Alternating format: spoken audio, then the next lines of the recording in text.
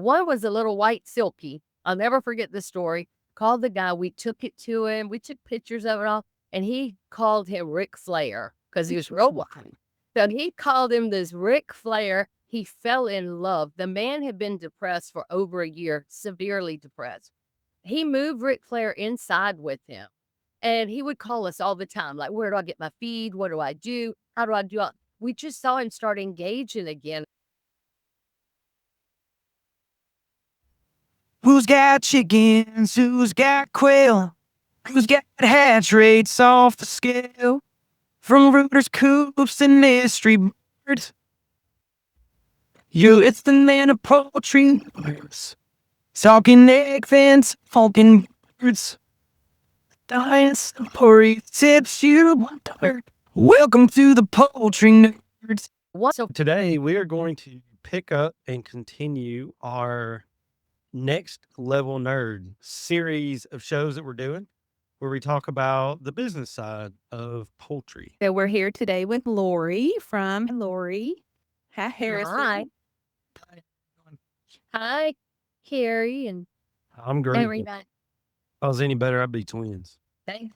Tell everybody who you are and how to find you and what you do and all that good stuff, all your goodies. Okay, great. I'm Lori Pineda, and sometimes referred to as Queen Clock, and you'll hear more about that later. My husband is Hector Pineda, who couldn't be here with us today due to a back injury, but we refer to him as Hatch Boss around here. And then this is the infamous Harrison. So we have Harrison's Hatchery under our farm name is Pineda Family Farm, but under that umbrella, we have many different programs, and our main one and our main focus is Harrison's Hatchery. And you're in South Carolina? We're in Olathe, South Carolina, which is in Florence County. So we're right off of the I-95, I-20 corridor. I'm about 7 miles off I-95, which makes it real easy to jump on and head down to Florida or up to Maine. But yeah. Okay.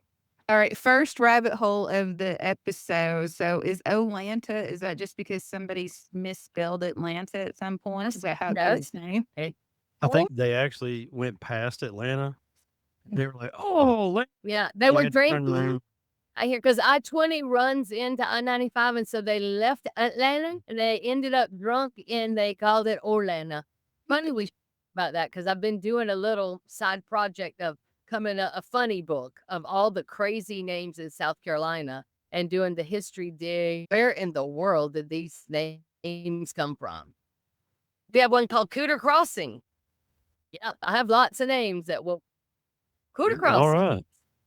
That's fun. Uh, All right. Let's move the slide here just a second. And so tell us about this poultry with a purpose. What's your purpose?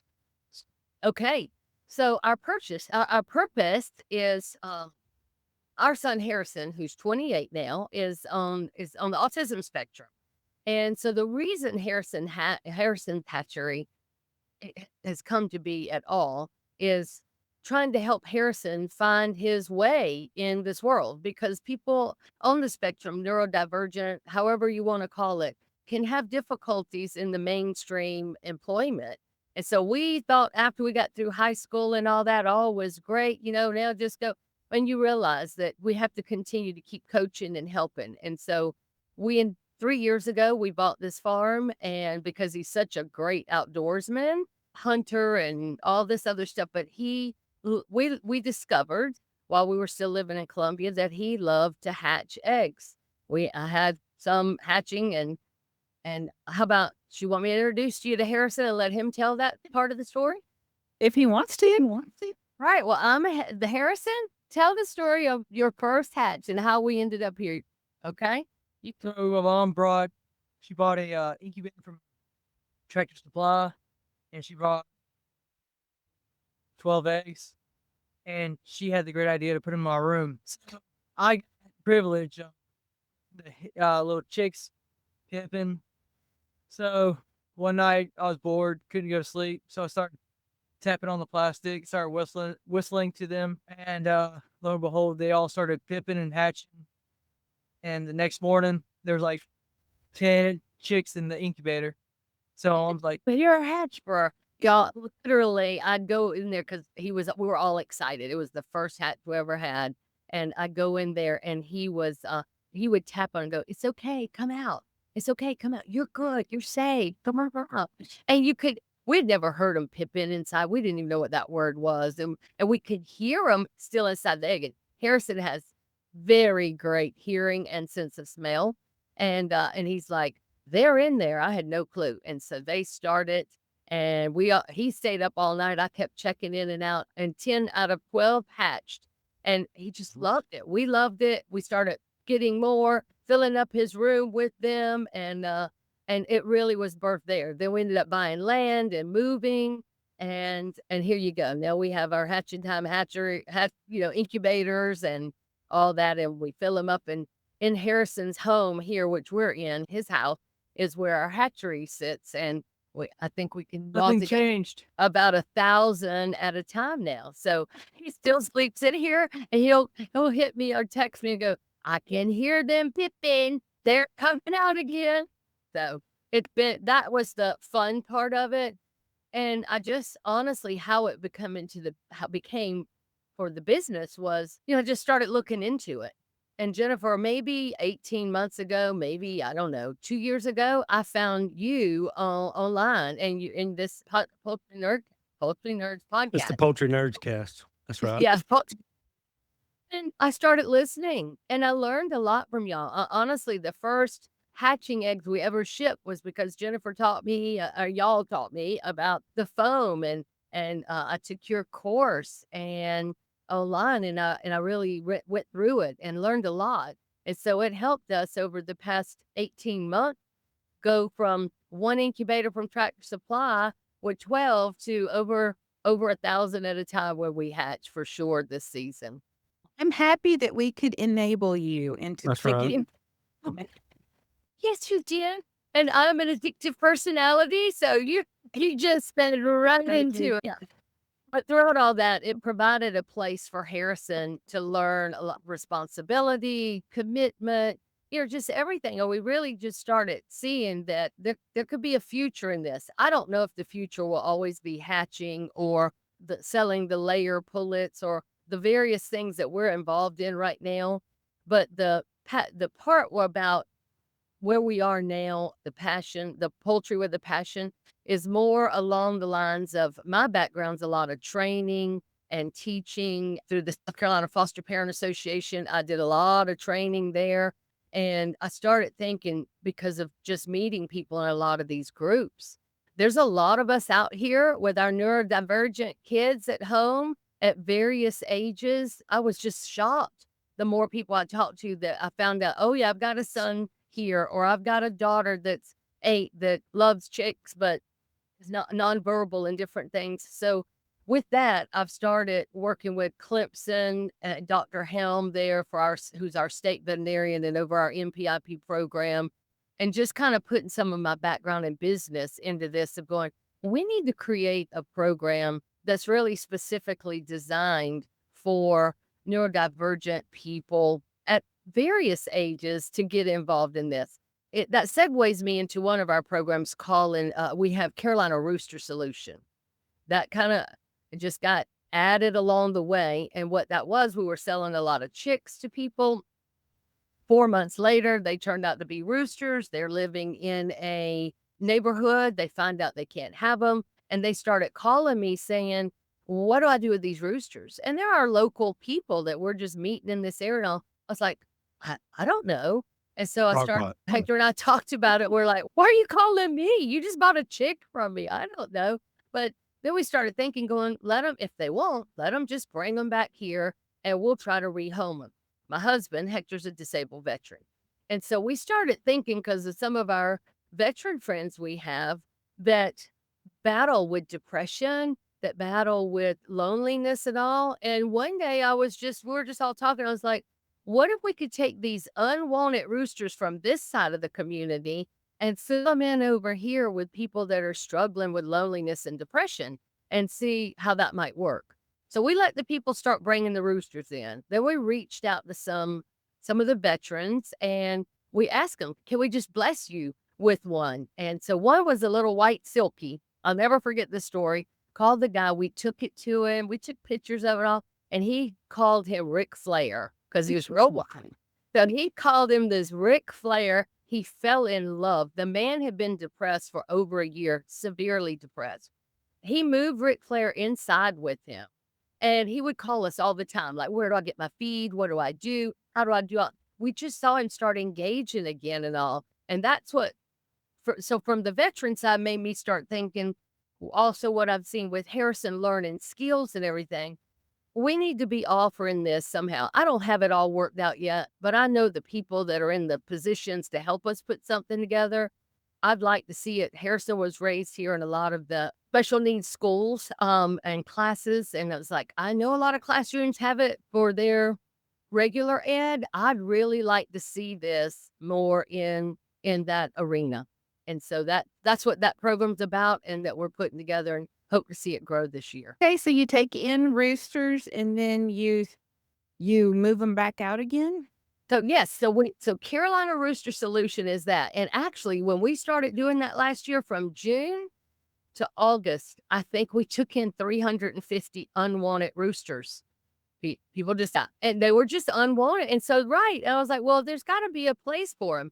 Now, I put on my flyer and everything, look, we're going to try and rehome everybody. But if we can't get them rehomed, we are not a rescue. We are not a retirement home. They're not going to live there forever. It's possible one of 5 things could happen. They could end up at an auction because I can't feed them but for so long. They could end up, I'm not going to process them here, and I made that commitment. They might end up in absolute.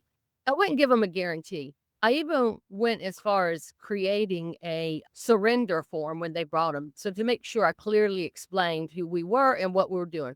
We are simply providing you a place to be able to dump the rooster that you no longer want. Now and sometimes I would tell them, why don't you try and sell it? That's a really nice rooster. Put it on a Facebook group and all.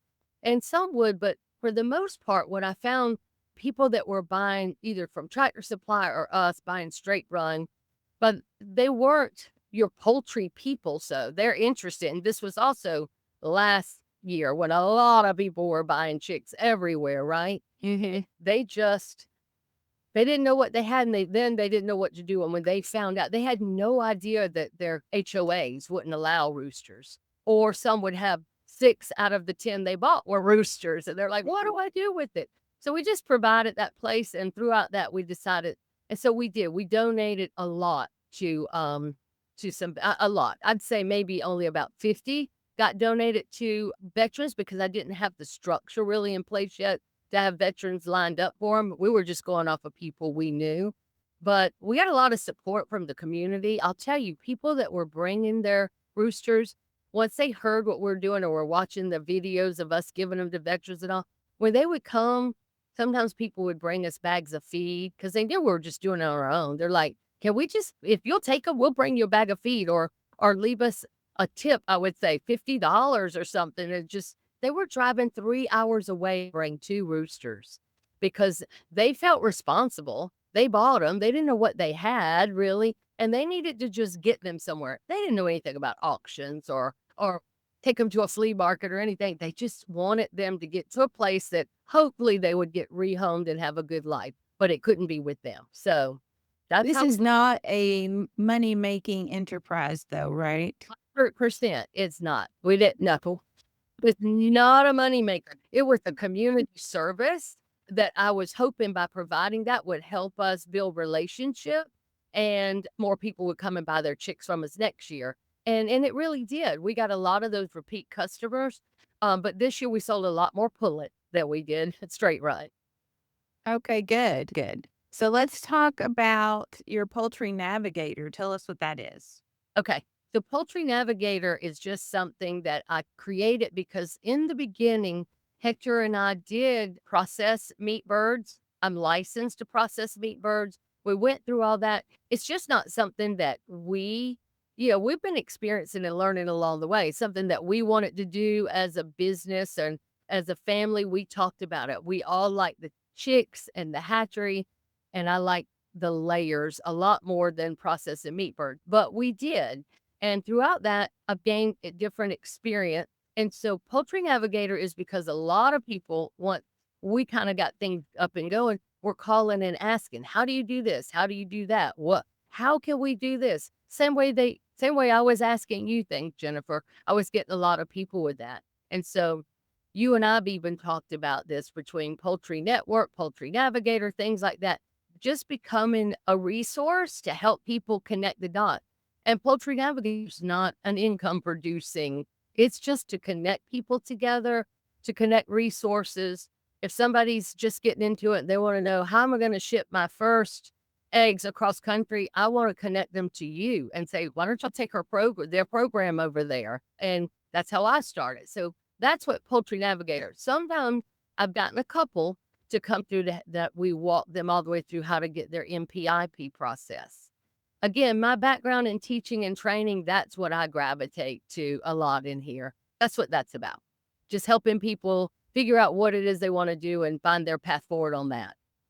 So you've got consulting on here. Are you offering consulting on different things? I am, but I've only done it so far with 2 people, and I haven't really laid out, and that was helping them offering consulting on the MPIP program, how to get ready. I go and look at their place, talking about the program. People are really intimidated from what I hear about it. And so, of course, we walk through it and we're MPIP. So just sharing that information, sending them to the proper place to get their classes and all.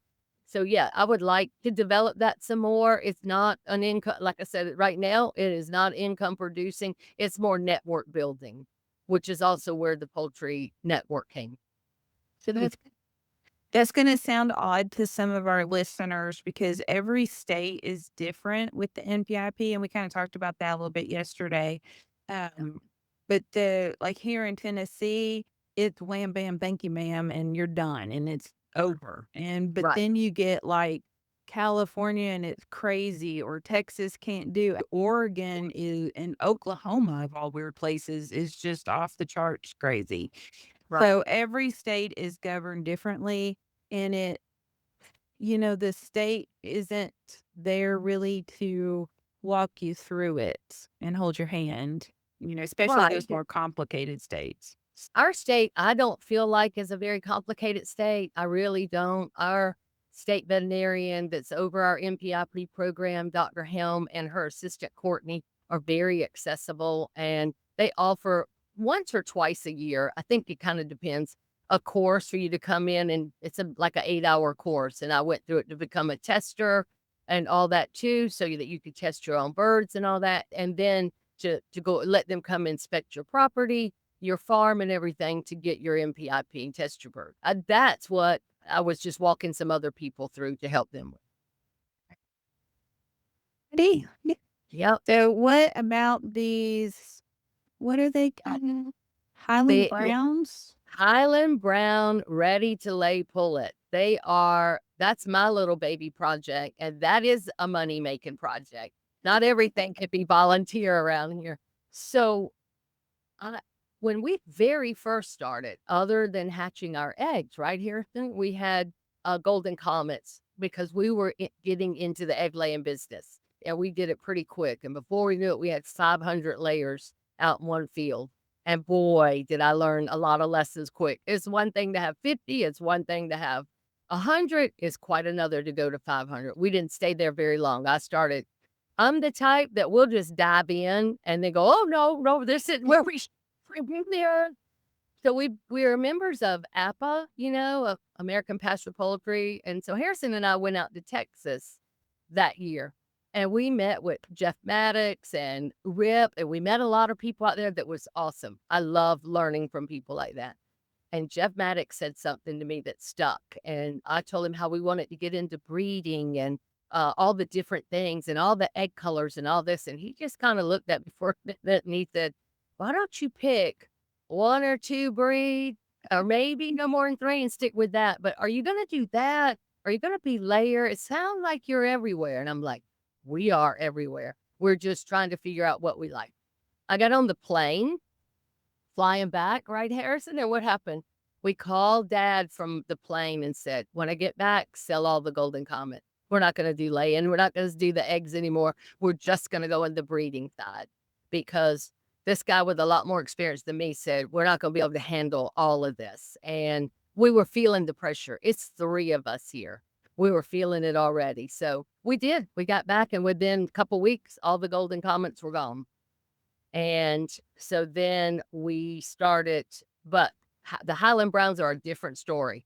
Okay, so we got out of the egg laying, we got more into the breeding. This year, we pretty much scaled down and got out of all the breeding. We had 17 different breeds. I didn't listen to Jeff. With 17 different breeds last year, we really blew up with that. About a year into that, we started selling off because we were like, oh, wow, that's a lot more labor and it takes a lot longer time for it to produce money. We didn't know what we know. But so they were gone. We said, let's just do the hatching. We'll do hatching and that'll work out. So we did, and then fell into a beautiful opportunity from a big commercial grower that will allow us to get these ready to lay Highland Browns, which are bred for commercial breeding and don't normally end up out here in the community for your backyard or your roadside market, your small farm egg layers. They just don't, because they move 20, 30,000 at a time, in these big farms. But we have a group, and I got to be part of that group that we can get some. So I've just been bringing in about 100 a month, and they go really quick. And so I'm really focusing more this year on trying to go to the more small farm egg producers where I was, but get on the other side and help supply their birds, as they need them throughout the year, and developing those relationships. And that seems to be working good. And I think that's going to grow. Okay, so I had to Google. That's why I was looking down. It's Highline. I think our Southern accents were messing up. It's Highland. What did I say? Scottish. Not I don't know. Highland, it's Highline. I was hearing like the Scottish Highlands and stuff. Highline Brown. Highline, like, hello. Yeah. HYLINE. Line. So I either bring in Novagen Brown or Highline Brown. And this year I'm adding the Novagen colored eggs. And so the Novagen are just like the Highline. They're commercial, but they will produce the colored eggs. And a lot of my smaller farmers are looking to add colored eggs to their dozens that they're selling. So I'm excited about that. So for our listeners, we do have a podcast before that talks about the difference between production birds and heritage birds. So the Highline would be a production bird that lays fast. Is done. You use them up and it's done. That's exactly right. But then they're called spent hens. Well, there's a market for the spent hens, but these come in, when I get them, they're 18 to 20 weeks. And when they get in, they're ready to go. And they sometimes they're already laying. So some are 20 and some are 8, same group. But within a couple weeks, most of my customers are saying, yep, they're laying, and they'll lay 6 to 7 eggs a week. So they're great for production. But that's for about the first 90 weeks once they start laying, and then they're going to cut off. It's going to drop.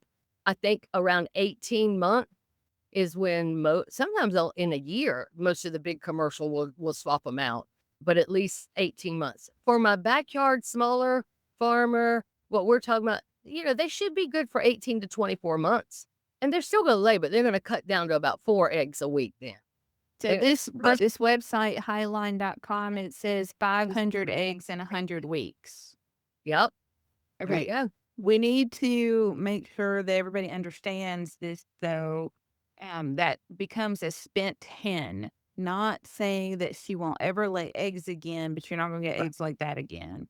And so here soon in this summertime, you're going to start seeing people selling off $5 layers, is what they're going to call them, on Facebook, and they're going to have a barn full of them, and they're going to look terrible because they've been thrown into a molt, and they'll usually cost like $5 or something. The problem is a lot of them are deep and they're going to look different. Not saying you can't give them a good home, but set your expectations exactly, because you're going to be bringing home a commercial animal that's been altered to be commercial, right? And then in a molt and is spent. And used up. You may never get an egg from her again, but at minimum, it would not be till spring, Carrie? before you got Yeah, the eggs? so I have a friend of mine that actually specializes in the spent hen side of that market. And for the backyard person, they're still going to give you 4 or 5 eggs a week Yep. to 3, 4, 5 years old. They will do that religiously, whether it's wintertime, whether it's summertime, whatever. But for the commercial industry, they really peak in that first 100 weeks because they want 1+ egg a day out of that Right. bird. And if it's not giving them that, it's more cost effective when they drop to 6 eggs a day, 6 eggs a week. It's more cost effective for the commercial houses to get rid of those, bring in some new ones because, you add 1 egg times 50,000 chickens, it adds up. Yep. But if they are molting in late summer and then the light's going down, they probably won't lay till spring again, right? My experience is that they still lay, Jennifer, even Yeah. though They these will. birds still lay. I didn't have because I had spent Man, hens when these- Golden Comets. These things, they don't care about stress. They don't care about mold. They're laying machines. Really? They really are. Interesting. But you're only going to get about half the amount of Yeah, eggs. it slows down. And as long as But- the homesteader that wants those and only want 3 or 4 eggs a week knows that, those spent hens, I try to always say they have a market, of course. But Mhm. a problem that I have with the market and on Facebook is when someone misrepresents what they are. That's what I have a Right. problem. So I post often about the difference in a ready to lay pullet and a spent hen. They both have Yeah. a place. And that's why I and that's brought why it up because we're going to start seeing those posts here soon. Oh, yeah. And people will sure. go into a frenzy thinking they're really getting something, because a 20-week-old pullet fixing to come into lay is what, $25? Yeah, yeah, 20 to 23 to 25. My rule right now, I sell them at 22 each. If they're individual, obviously in bulk, it changes. But when they are, or if they start laying while they're here, then they'll go up to 25. Or if I haven't had to worry about that because they sell so quickly. People that know that get those that want, like I've got 4 or 5 customers right now that sell a lot of eggs and they just keep buying 20, 25 when I bring them in because they're expanding their business and they know once they've tested them, a lot of people hadn't heard of them. So that kind of I'm having to do a lot of education with them and send them the information, but I can see there's a lot of room for growth in going to this small egg farmer. Yeah. I mean, egg production is a thing. I just want people to understand that when they say a $5 hen, that is a spent hen, and a $25 That's not a hen. bargain. No, That's a not- $25 Get what you pullet. pay for. And She from passed her peak. my background in real estate, I still say buyer beware, but buyer educate yourself. And that's Exactly. what we're doing here. Exactly. All right. So we talked That's about it. this. We're kind of going backwards in the slides here. That's Okay. right. So what is a silver manny? Silver money, our bougie Silver- bird.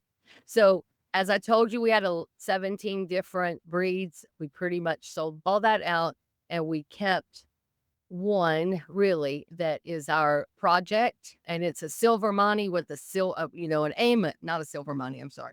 An AM Sermani, the solid black bird. Y'all heard what AM Sermani, black fibro birds. And we bred that to a silver plumage bird. And we created what we call our silver Mani. And they're very beautiful. And I have not seen anything like it out here. We'll see. We haven't sold one yet.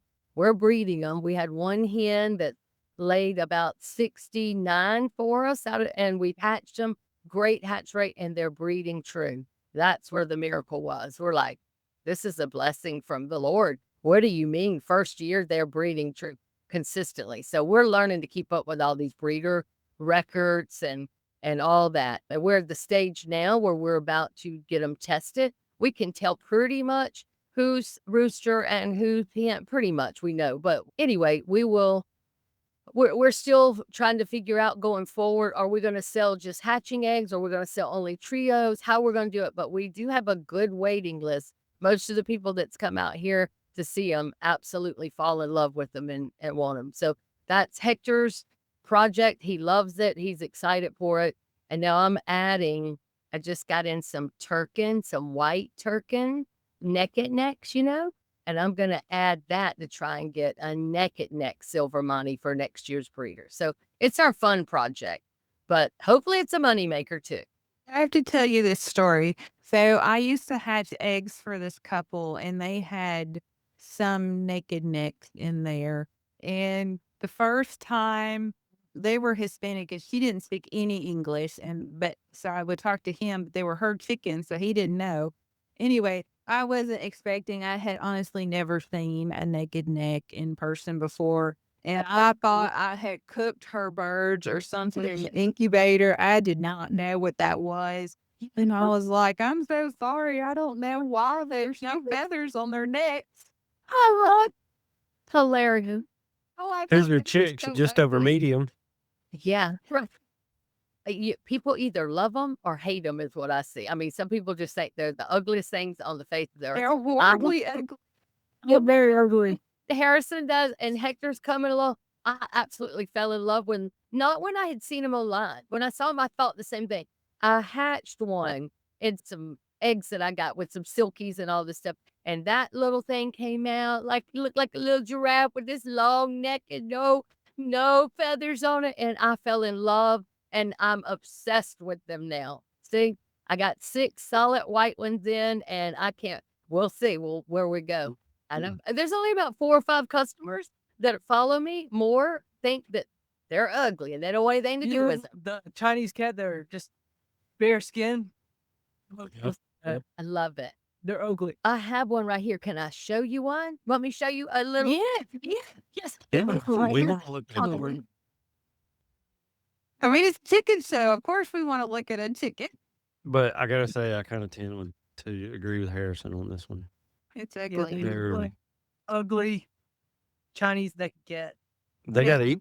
Somebody beat them with an ugly stick. A little too Y'all remember each Oh, Abraham? No, sir. Look. misery. like there was like a cartoon Halloween thing with, I don't know, and it had like tall, skinny people. To me, it should be on that show. But little baby. Nah. Sorry, here. Come back. You are river. Look like a buzzard. Yes, A thank you. vulture. I call it ET, but I just fell in love with them. So that's my little project for next year. I I'm hope gonna I can do make some a more naked neck res- silver money. We're going to do some more research on them for another podcast because I'm hearing good things about their meat quality. Yep. About the You naked know what necks. it is? Naked necks. They're like Cornish cross naked necks. Check them out.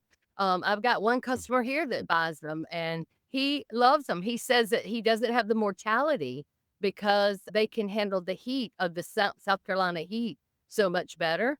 So he's doing the naked. I have Makes sense. No, I think y'all are full of it. I'll stick to my breasts. lucky. I think you're full of it. All right, let's look at our slides here and see what you got. Okay, so tell us about Hatch Boss and Queen Cluck. Okay, so the name of the rooster that's our Silver Monty rooster, we call him Hatch Boss, and the hen is Queen Cluck. But that was just something Hector and I started. Then people hear us talk about it. So now they've kind of started calling us that because Hector likes that whole breeder genetic thing. And also they're referring to him as Hatch Boss and me as Queen Cluck and some of our stuff. So we think that's funny. That's all. But Hector's developed a line of hats that are Silver Monty and Hatch Boss and all. We have a hatchboss.shop where people can check that out if they're interested. And he's the designer behind all that. He's really the talented, creative brain in all this too. That's what that is. It's just some merchandise, and he's kind of getting more into say goodbye if you're leaving. I just have to go put some water in me. Oh, okay. Harrison's gonna go do some work. Okay. Well, Thank you. There you go. that's what he's supposed to be doing, right? He's just gonna go check them. And you know what? The way we live here, we've learned to live life totally different from being, mortgage bankers, and Hector worked for Harley Davidson in finance and all for years and years. And we've both been in sales and all. But when Harrison graduated high school and we started seeing the struggles on trying to help him keep a job, and he could keep them, but only for a few months. The social stuff would just get overwhelming. So we knew how good he was out in he's a great hunter, avid hunter, everything. He just needed to be out here. And so we needed to teach him skills. So all of this we're coaching him through life. And our goal is to hopefully that we create something out of all these little programs we're doing that will make enough money that when the good Lord takes us home, it'll sustain him, that he'll learn enough from our skills that he'll be able to take care of himself. Good. I mean, everybody should have skills, right? All right, so let's look. I think we hit all of your slides. I would like to say that you have taken my class Beyond the Egg to well beyond the egg. Me.